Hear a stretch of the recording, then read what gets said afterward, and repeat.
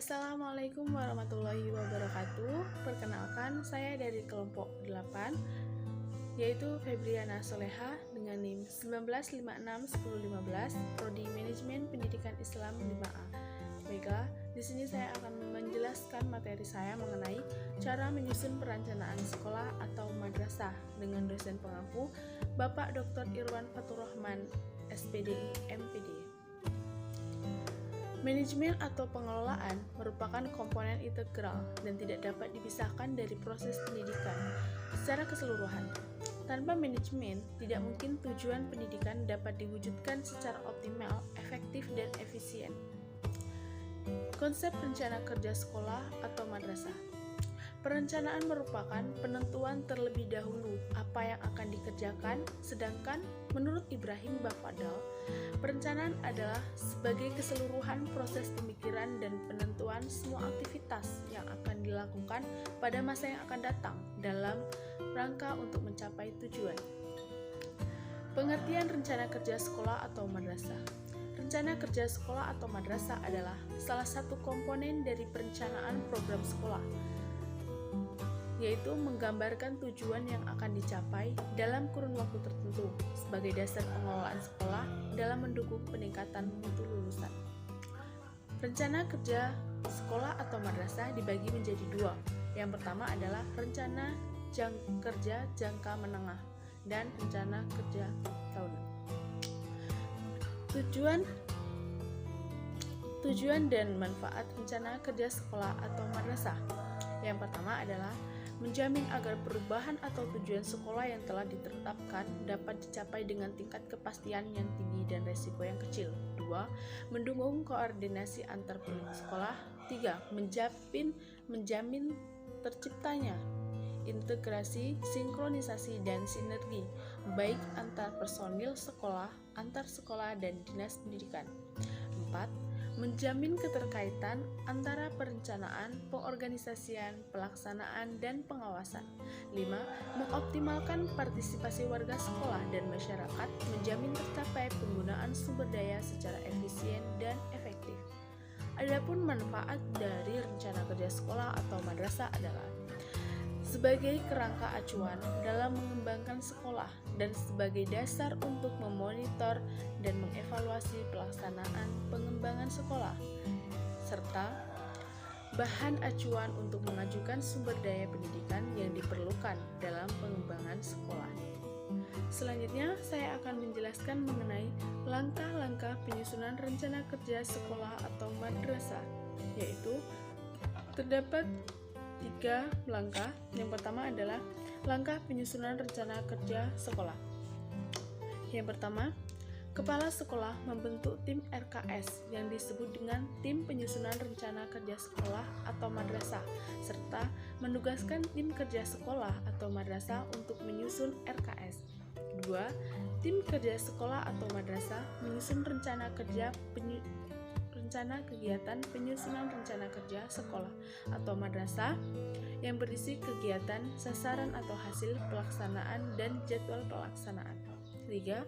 Tim kerja sekolah atau madrasah mengumpulkan, mengelola data dan informasi, menyusun draft rencana kerja jangka menengah. 4.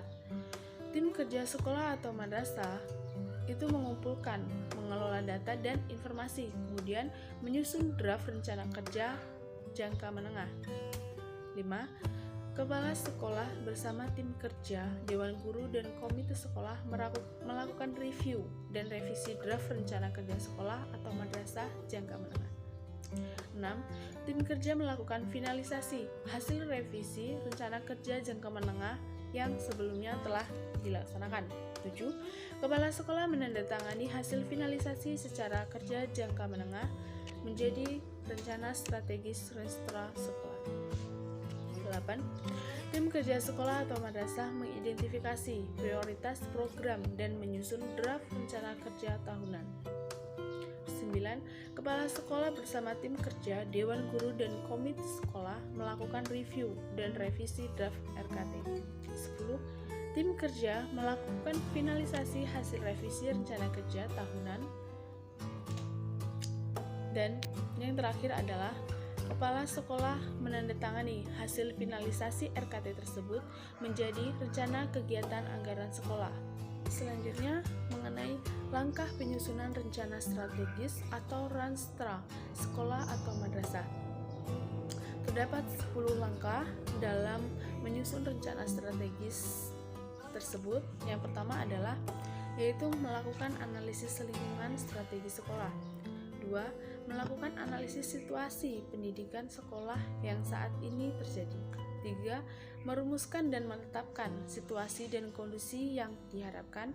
4. Mengidentifikasi tantangan nyata atau kesenjangan kondisi. Identifikasi tantangan nyata atau kesenjangan kondisi dilakukan berdasarkan analisis situasi.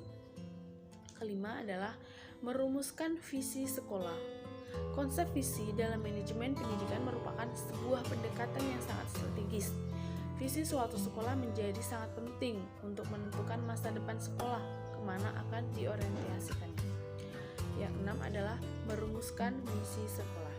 Misi merupakan hal-hal penting yang harus dilakukan oleh sekolah dalam upaya untuk mencapai visi. Tujuannya. 7. Menentukan strategi pelaksanaan pada sekolah.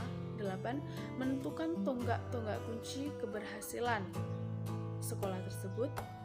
Selanjutnya, menentukan rencana biaya, yaitu alokasi dana. Yang terakhir adalah monitoring atau evaluasi. Monitoring atau evaluasi ini merupakan salah satu hal yang penting dalam rencana program strategis. Monitoring dan evaluasi bertujuan untuk mengukur ketercapaian program-program strategis yang telah disusun.